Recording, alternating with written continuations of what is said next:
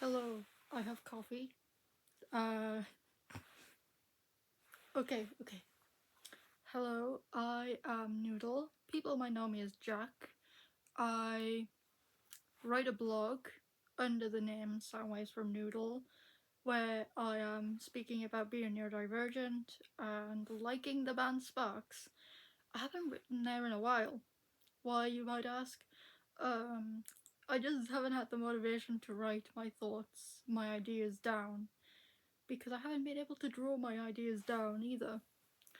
I have a music account where I talk about my music on Instagram and TikTok under the Yaps from Noodle, and it's basically short form content where I discuss an album and say if I like it or not, or I connect it to something in my life, or how I got into the band, that sort of thing. I also make artwork, that's my main thing. I'm an artist. Um, Jesus Christ, I'm so creative and so busy. Um, so, why am I here? I've just splashed myself with coffee. Why am I here and splashing myself with coffee, you might be asking? Well, it's April, and that is Autism Acceptance Month. To some people, they go, oh, it's Autism Awareness Month. Why do we have to be aware of autism? Why can't we just accept it? I feel like saying awareness feels like it's a big scary thing. Be aware there's an autistic near you. Probably is one. You just don't notice them. Uh, so I am autistic, and you might be thinking to yourself, what does that look like and how does it manifest for you? In multiple ways. I'm very research driven. I love learning things. I love just getting into something and just fully throwing myself into learning about said thing. So, what have I learnt? I learn a lot about the channel ITV for some fucking reason. Don't ask. It's best you don't ask. I also like looking into comedies and that sort of thing. So I'm really into things like Inside Number 9. I'm watching a lot of Vic and Bob content. I'm re-watching Mighty Boosh, so I'm trying to get through the Noel Fielding saga world again. And also I'm kind of into Steve Coogan content. However, I do have like a hatred to Steve Coogan as well. That's for Steve Coogan, because I don't like his new thing stratagem, because he kind of tried to like go a walk and it went horribly. It was kind of cringe as a queer individual when he was trying to like list gender identities and then give up. That was a bit bullshit. You don't have to, Steve, you know? I get it, like, you don't want to offend or like leave someone out, but you can't do that. Anyways, this is not what we're talking about. We're not gonna get heat debates about Steve Coogan. Right. What else? How else does it manifest? I am very noise sensitive. I don't have any ear defenders or loops in today because I'm in my house, so I know what the sounds of the house is most of the time. But when I go out and about in public, I usually have my gorgeous headphones, and they help me to kind of regulate and keep the sound at a volume that I feel like is socially acceptable for my brain to comprehend. Before I was diagnosed autistic or aware that I was autistic, people would take me into busy places and I would hear everyone and everything all around me all at the same time at the same like volume, and it'd be very overpowering. No matter how small a sound or how big a sound, I would hear it all at the same volume. And that was really weird before I realised, oh, um, so sometimes I would be out with my friends and we'd be going to a food place and we'd go and grab food, as you do at a food place. You don't go to a food place to not have food, I don't think. And they would be like telling me like something about their lives, and I would go, okay. And I didn't realize I wasn't hearing them, and it was really frustrating. And I feel so bad for so many people who probably took me to food places before I realised I was autistic and tried to talk to me because my brain just didn't process it at all. Um, Sometimes I could pick out words and be like, oh, that's what they're saying, because my brain translates things later on. Um, Another thing is I didn't realise until very, very recently, which I'm coming up to my I'm trying about 4 month autism diagnosis anniversary this month, which is crazy. Um, um, and I didn't realize that I probably have got very, very strong like hatreds to certain food groups. Until I just started realizing that I do eat literally the same food group every time I want something to eat. I was like, I don't have food sensory issues. I don't think I'm that picky. My favourite foods are things like pastas and rices and the plain cheese microwave pizza and potato waffles and hash browns with mayonnaise, because I'm not an autist. I'm not the autistic who's like sauce hate. Like, there's two types of autistic people I'm aware of. There's the sauce haters and then there's the sauce lovers, and I'm in the sauce lovers. But like, I didn't realize I was super picky with my food until I started like consciously being aware that I was like picking the same foods every food shop I did, or every time I wanted something to eat. So one of my safe foods right now is literally a derivative, like a vegetarian version of something I eat all the time that's like not vegetarian. So my all time is currently like veggie rice with chicken nuggets mixed in with some mayonnaise to add a bit of like oof to the dish. I know, sounds very basic bitch, but it's to me. But I also make like a vegetarian version, which is cheese bites and this pesto pasta, and it's just delicious, so good. So if you are a vegetarian watching this and you're autistic and you get very depressed over the fact that you can't have chicken nuggies like the rest of the autistic community, farm foods in the UK do cheese and garlic herb cheese bite things that look like chicken nuggets and are beautiful and just delicious and so easy to cook in the air fryer. Um, and I was like, before I realised, which was literally last week, that I do have a very, very picky diet. I was like, I'm not picky, I can eat literally anything. Girl, you cried at the thought of tuna. You don't like tuna, you never will, you never have. And when people give you anything remotely spicy, you want to just leave the earth. You're not picky. Um, and also, you once told somebody that mince tastes like wet carpet, and that person did look at you with a confused face of how do you know what wet carpet tastes and feels like in your mouth, and you couldn't explain it. Okay, what else? How else does the autism manifest? I have collections. I collect stuffed animals. I don't really have like a particular favorite stuffed animal type thing at all, but this guy is very special. He is called Super Ted. He is my second teddy bear. My first one, she's very not really wanting to go on camera, but this is Super Ted. He comes with me sometimes when I feel scared when I go places. So he likes coming in to doctor's appointments with me. Currently, we have a good whale of a time. He's very popular with the ladies. He's got a wife, but like, yeah, I'm not very picky when it comes to like certain things. However, I used to just specifically collect TY Beanie Boos, and I do have the odd jelly cat. But I also used to have a real hard on for the frogs from Build-A-Bear, so I've got a handful of Build-A-Bear frogs. I've wanted to get a new frog Build-A-Bear just for the sake of memories and nostalgia.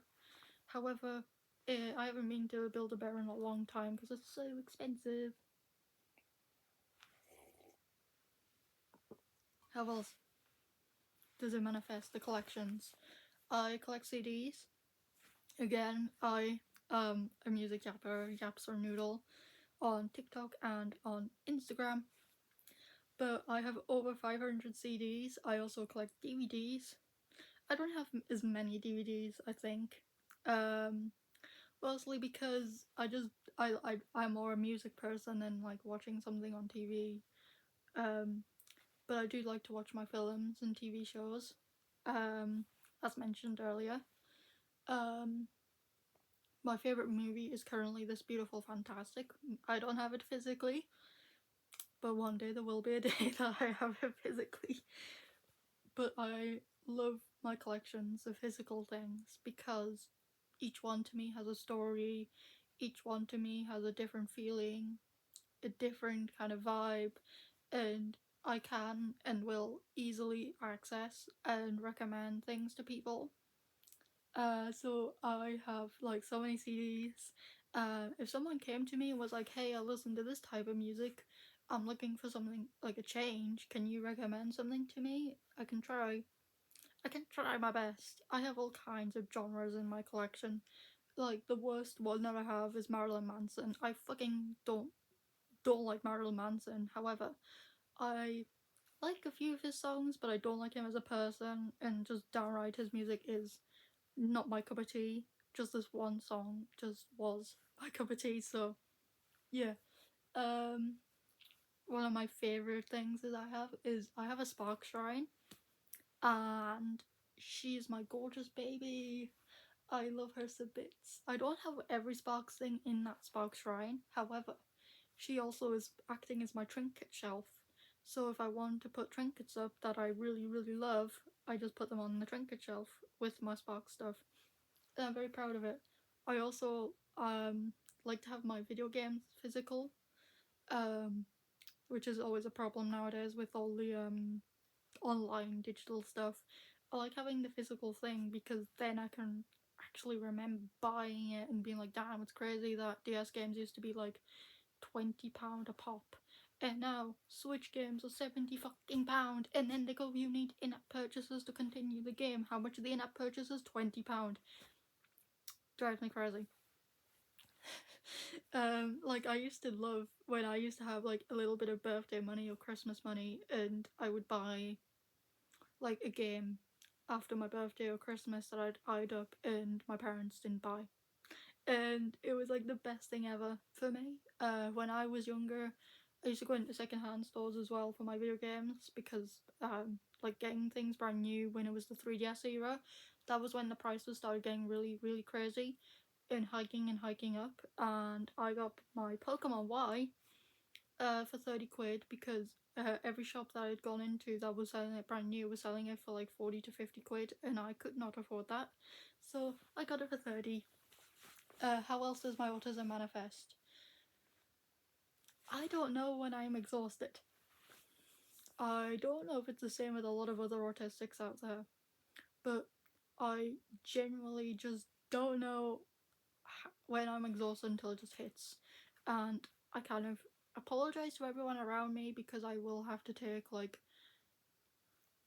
2 business days to recover after that because unfortunately I don't know how exhausted I am until I am exhausted, and it's like a really bad exhaustion. Sometimes when that exhaustion hits, all I can do is lie in my bed and think about the times when I was energetic and full of life. And all the times I went outside and touched grass and went on a walk.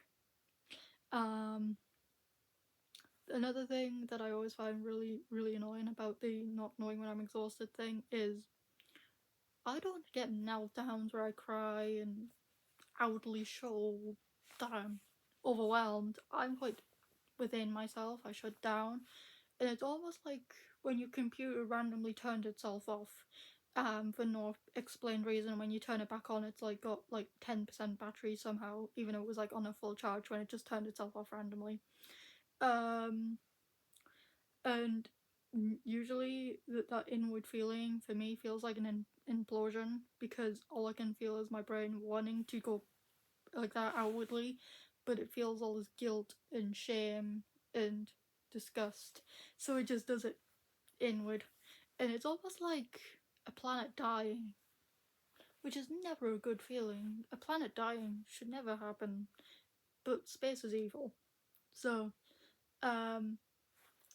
usually, if I'm around people and this happens, it's not a fun feeling because I don't like tell people.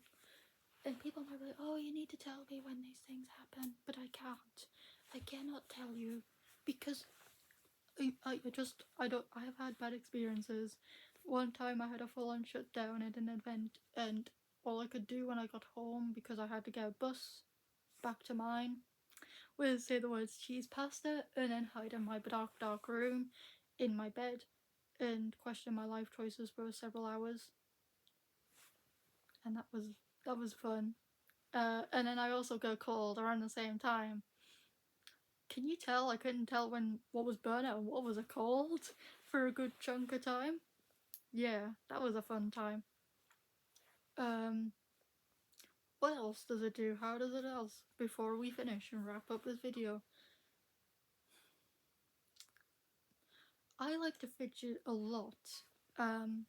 So when I'm not like trying to bring things into frame to fidget with, I usually draw. So if people are like, "Oh, we've got this talk thing, you gotta listen to someone talk for about 30 minutes non-stop," and they don't make like an effort to like interact with you, or like, you get the picture. I usually just break my sketchbook and I just sit and draw rather than take notes, which is terrible, but I'd rather draw and for them to send me a PowerPoint or rough notes through email so that I can like look at them and be like, okay, I can make my own notes from those notes or this PowerPoint in my own time and space. And like if they've said something in like their talk and I didn't agree with what they were saying versus the slides, then I can make my own notes and assumptions. And usually when I'm making my own like writings, my own blog, my own shazam, my own work, I am fidgeting a lot while I'm writing because I'm like trying to keep my brain in a hamster loop basically. I put my brain in a hamster wheel and hope that something comes out. Usually the best works come out of me within like a day or two of just completely zoning things out and letting my brain go through a hamster wheel, through a tunnel slide, and it's like, yeah, done. Sometimes it takes a lot more work than that, which is annoying to me. But like, a lot of my other works have been my people's favorites. Have been things that my brain needed a few more days, a few more weeks to actually do. One of the proudest posts on my page of my blog is a post all around the album Propaganda by Sparks, and me doing mini deep dives on each one. This is a thing for people who don't know. That whole blog post I took literally, I think, a week, 2 weeks, maybe a bit more than that to actually finish because I was working on it on and off, and it was frustrating me because I was working on it on and off because I had to do my uni work, which was deadlines because it was November, but I was also trying to make this blog post the best thing I've ever written, and it was exhausting because I was like having to like balance two things that were really chaotic and had strict deadlines, but I had so much fun and I got so much feedback that was really well received. Um, but yeah, whenever I'm working, I tend to try and fidget and have things on in the background and things that keep my brain in the hamster wheel. But yes, that is how my autism manifests itself. I hope I make more videos here, but I can't say for definite that that will happen. So, until I next see you, bye.